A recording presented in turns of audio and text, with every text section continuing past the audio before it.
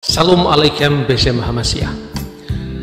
Gereja-gereja timur merayakan Natal saat ini adalah tanggal 7 Januari.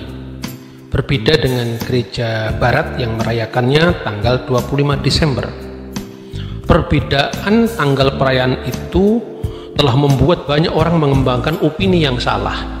Seolah-olah tidak ada kepastian penanggalan Natal dari semula.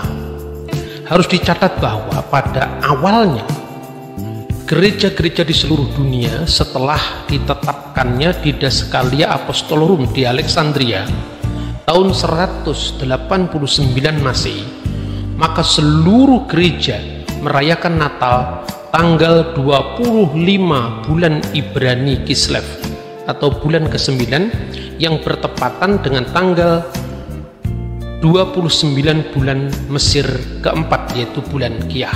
Ini penetapan dokumen awalnya.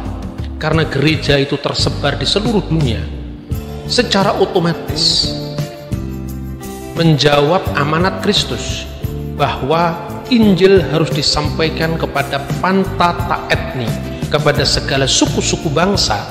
Maka kompleksitas budaya ini termasuk pada sistem kalendernya.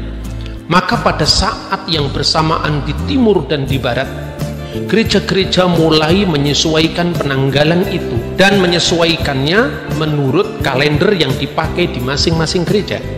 Makanya Hippolytus dari Roma, kemudian Julius Africanus menyebutnya 8 hari sebelum Januari atau 25 Desember. Nah, saudara-saudara, ada pula yang begitu skeptis dengan penanggalan Natal ini dan mengajukan informasi bahwa seolah-olah pada masa gereja kuno itu ada banyak versi tentang Natal. Misalnya ada yang menyebut bahwa Clement dari Alexandria itu merayakan Natal pada tanggal 18 November. Lalu ada pula yang mengatakan tanggal 19 April, ada yang mengatakan tanggal 6 Januari dan sebagainya dan sebagainya. Tetapi yang mau kita pelajari sekarang, bagaimana dokumen-dokumen primer itu langsung kita baca untuk mengkonfirmasikan berbagai macam pendapat yang beredar. Tapi sebelum masuk dalam pembahasan itu, saya ingin menyampaikan bagaimana hubungan Clement dari Alexandria dengan Patriark Demetrius, bagaimana hubungan Patriark Demetrius yang pada zamannya Natal itu dikanonkan dengan Julius Africanus dan sebagainya. Selama ini kita hanya membaca sumber-sumber sejarah yang sekunder, bahkan tersier, katanya dari katanya, kutipan dari kutipan, bukan pada kutipan langsung pada sumber primernya. Maka kita perlu melihat dari data primernya. Yang pertama-tama, siapakah Patriark Demetrius al-Awal atau Patriark Dimitri pertama? Dia adalah Patriark Alexandria yang mulai melayani gereja dan meneruskan takhta suci Rasul Markus yang ke-11. Dan banyak catatan dari bapak gereja yang sejaman atau penulis yang sejaman yang mengkonfirmasikan apa dan bagaimana Patriark Demetrius dari Alexandria. Yang pertama kita bisa membaca Julius Africanus yang waktu itu mengunjungi kota Alexandria pada masa Patriark Demetrius. Dan Julius Africanus itulah orang yang mengatakan tentang sang Patriark bahwa Patriark Demetrius adalah Patriark ke-11 dari takhta suci Rasul Markus di Alexandria, dan dia mengawali kepatriarkannya pada tahun ke-10 pemerintahan Kaisar Commodus. Kemudian saudara-saudara, Julius Africanus yang meninggal tahun 230 ini di dalam bukunya yang berjudul Chronographia mengatakan Yesus dilahirkan pada tanggal 25 Desember di Bethlehem pada tahun keempat dari pemerintahan Agustus sebagai kaisar untuk seluruh wilayah Roma, dan pada masa Konsul Gulpicius sebagaimana yang dilaporkan dalam sumber-sumber sejarah yang akurat. Kemudian saudara-saudara, ada informasi lain dari Santo Hieronymus atau Hierom. Beliau adalah seorang penerjemah dari Alkitab bahasa Latin yang dikenal dengan Biblia Sacra Vulgata dan tinggal lebih dari 25 tahun di kota Bethlehem. Dia mengatakan bahwa Demetrius I mengutus Panthenus ke India dan Clement ditunjuk sebagai pengganti memimpin sekolah teologi di Alexandria hingga tahun 203. Jadi lewat informasi ini kenapa penting? Karena kita akan melihat hubungan tokoh-tokoh yang sering dikutip lepas dari konteks itu. Lalu setelah dia menceritakan bagaimana Clement dari Alexandria itu ditunjuk oleh Patriark Demetrius sebagai pemimpin dari sekolah teologi di Alexandria atau School of Alexandria, maka pada umur 16 tahun seorang sarjana yang sangat brilian otaknya, namanya Origen, menggantikannya. Tetapi pada akhirnya sang patriark ini menjatuhkan ekskomunikasi kepada Origen karena ajaran-ajaran yang dianggap menyimpang, dan putusan mengucilkan atau ekskomunikasi terhadap Origen itu dibenarkan oleh Paus Roma. Informasi-informasi ini menunjukkan bahwa kita tidak bisa memahami Clement semata-mata tanpa melihat hubungan sejarah secara utuh, termasuk hubungan Clement dengan Patriark Demetrius, bagaimana hubungan Julius Africanus dengan Demetrius, sehingga sama-sama menulis bahwa Natal itu tanggal 25 Desember menurut Julius Africanus yang memakai penanggalan Julian, dan 25 bulan Kislev menurut dokumen Koptik Didaskalia Apostolorum tahun 189 yang dikeluarkan pada tahun pertama kepatriarkan Demetrius. Saudara-saudara yang terkasih di dalam Tuhan, di dalam konteks seperti ini kita bisa memahami bahwa ungkapan Clement misalnya di dalam Stromata jilid 1 pada pasal 21. Clement dari Alexandria mengatakan bahwa sejak kelahiran Yesus hingga kematian Kaisar Commodus itu tepatnya adalah 194 tahun 1 bulan dan 13 hari. Nah, melalui ungkapan ini bahwa sejak kelahiran Yesus apouho kurios egeniti eos komodo teleutis, banyak sarjana yang kemudian mencatat kapan Kaisar Commodus itu meninggal.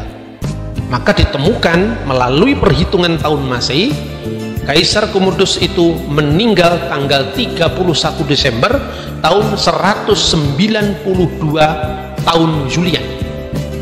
Maka kalau dihitung mundur akan muncul 18 November tahun 3 sebelum Masehi.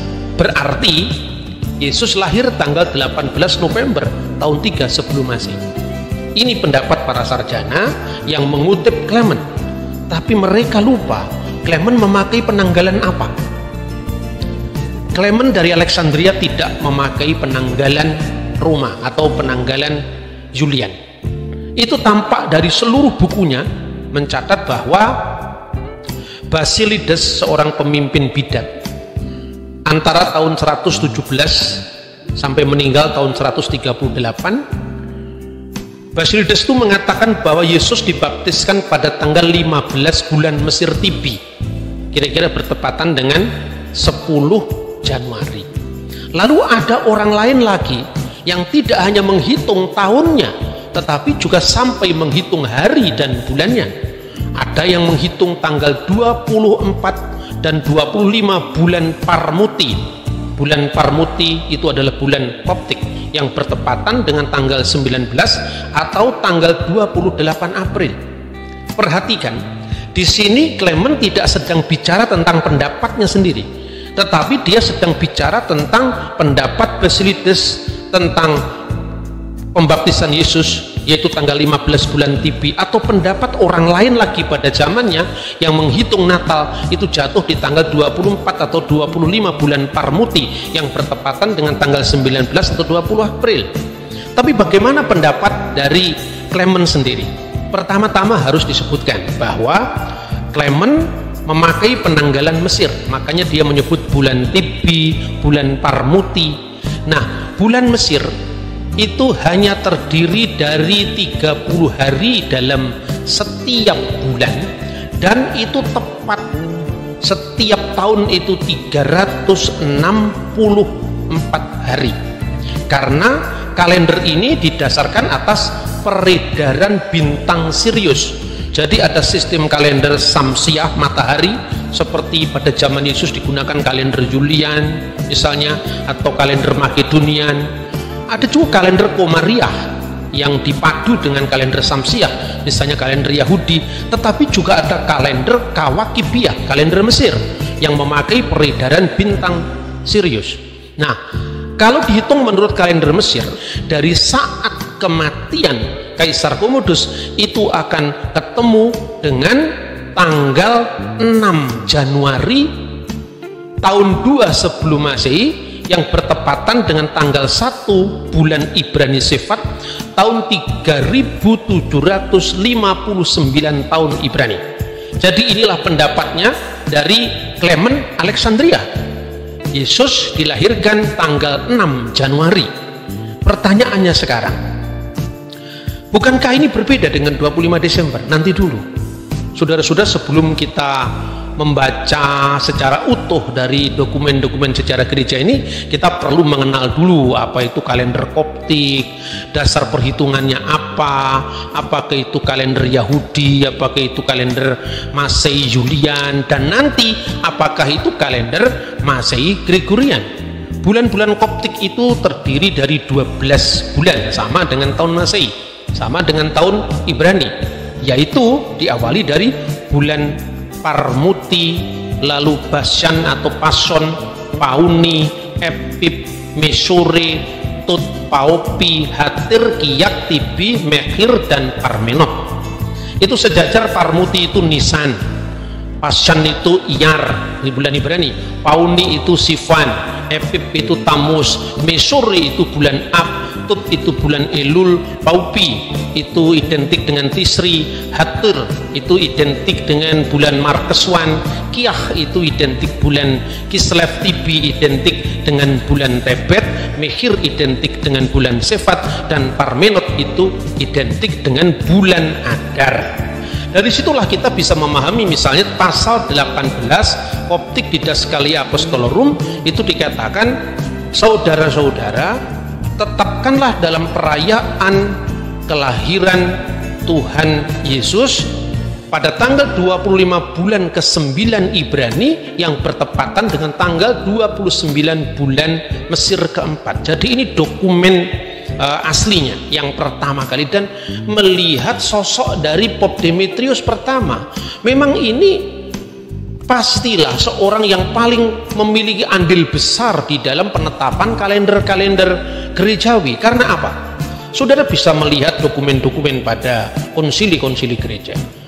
Pada tahun 325 ini Patriark Demetrius sudah meninggal, tetapi melalui seorang yang bernama Nikolas dari Mira, beliau menetapkan bahwa perayaan Paskah itu harus diperingati pada hari Minggu, terlepas dari sesuai atau tidaknya dengan bulan purnama, karena Paskah Kristen bukan lagi Paskah Yahudi yang didasarkan atas keluaran dari tanah Mesir, tapi Paskah Kristen adalah Paskah kebangkitan Yesus yang terjadi hari pertama minggu itu. Dan sebelum tahun 325 memang perayaan Paskah itu masih menjadi masalah.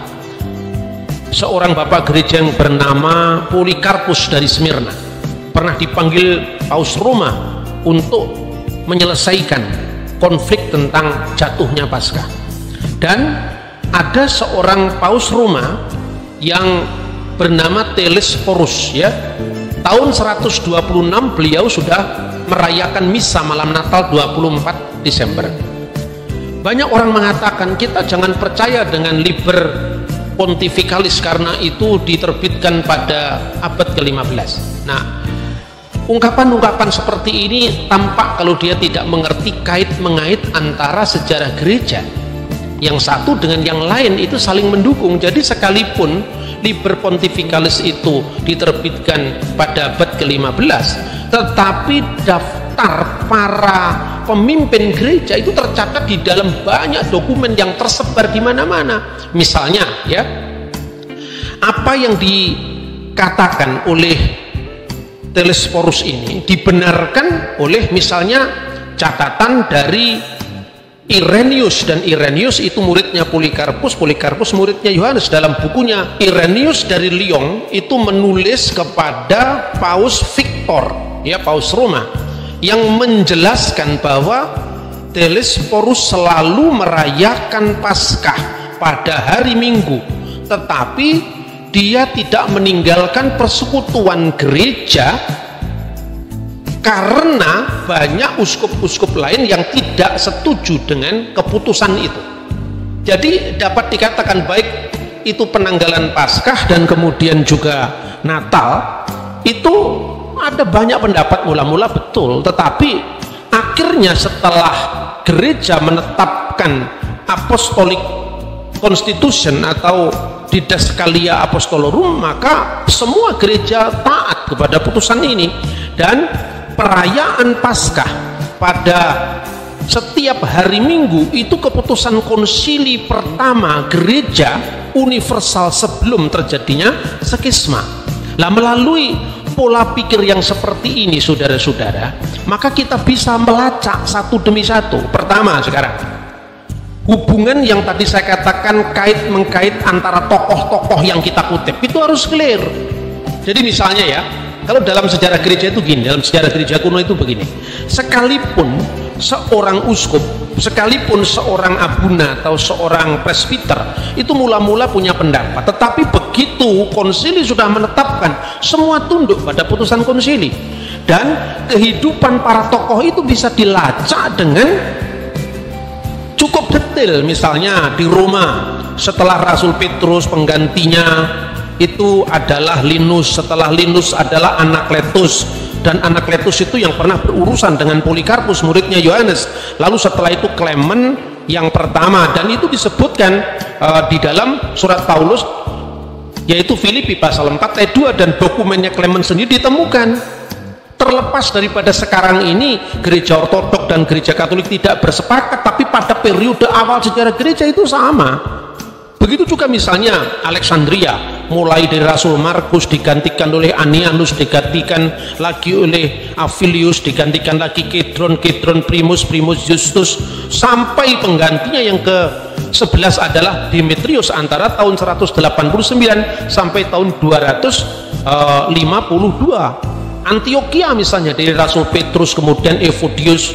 Rasul Petrus itu mulai tahun 44 di Antioquia, dan itu jelas sekali dalam Alkitab memang disebutkan Petrus, Paulus pernah ke Antioquia, dan ketika Galatia pasal 2 itu menjelaskan tentang persengketaan antara orang-orang Kristen yang bersunat dan yang tidak bersunat.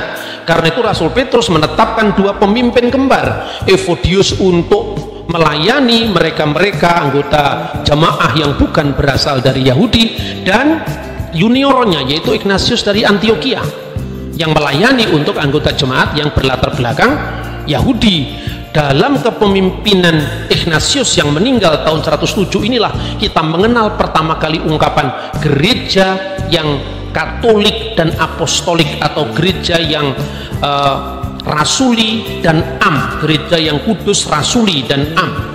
Ini munculnya pada masa Ignatius, dan ketika kita sudah mengatakan gereja yang kudus dan am, maka putusan-putusan gereja itu mengikat pada semua orang. Nah, itu cara pikir gereja kuno. Jadi bukan model gaya pikir gereja modern atau gereja bebas. Oh, ini ternyata Basilides mengatakan begini. Basilides itu siapa? Dia bidat. Kemudian Clement mengatakan bahwa 194 tahun 1 tahun 13 hari dari kelahiran Yesus sampai Kaisar Komodus itu jatuh pada tanggal 18 November. Itu harus dicek dulu kalender mana yang dipakai. Sedangkan Clement ketika bicara tentang Basilides merayakan baptisan Yesus, dia pakai kalender Mesir. Ketika bicara ada pendapat-pendapat lain tentang Natal, pakai kalender Mesir, yaitu Parmuti misalnya, tanggal 25 bulan Parmuti yang bertepatan dengan 20 April tadi. Tetapi ingat, siapakah Clement? Clement ini yang ditunjuk oleh Patriark Demetrius yang menetapkan kanonisasi Natal tanggal 25 bulan Ibrani ke-9 dan tanggal 29 bulan Mesir ke-4 itu, yang mengutus Clement menjadi kepala dari sekolah teologi di Alexandria. Jadi secara otoritas, begitu sang patriark itu menetapkan Natal, maka seluruh imam-imam gereja termasuk Clement itu tunduk pada tanggal 29 bulan Ibrani Kislev yang bertepatan dengan 25 Desember tadi.